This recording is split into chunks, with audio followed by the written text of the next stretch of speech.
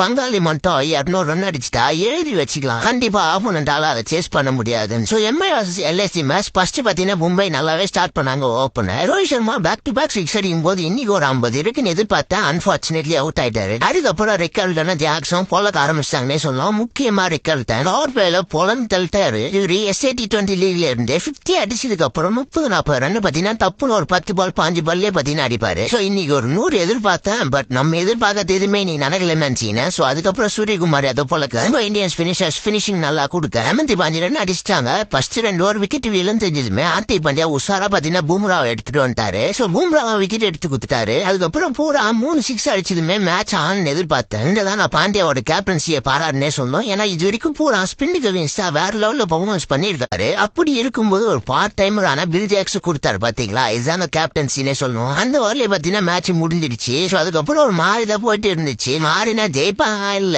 எவ்வளவு ரன்ல தோப்பாங்க அப்படின்ற மாதிரி தான் போயிட்டு இருந்துச்சு. பூம்ரா எடுத்துட்டு வந்ததுமே 3 விக்கெட் ஒரே ஓவர்ல ஓகே கன்ஃபார்ம் ஆயிடுச்சு. இந்த இடத்துல அட்டெண்ட் ஆயிட்டு இன்னும் நல்லா யார போகுதுன்ட்டு. அதுக்கப்புறம் என்ன பங்காளி பாத்தீங்கன்னா டாப் 2லயே போயிட்டாரு. ஒரு கட்டத்துல குவாலிஃபை ஆகுங்களா அப்படின்னு எதிர்பார்த்த நிலைமையில இருந்து இப்போ டாப் 2ல பாத்தீங்கன்னா நிக்கிறாங்க. Never ever underestimate Mumbai Indians.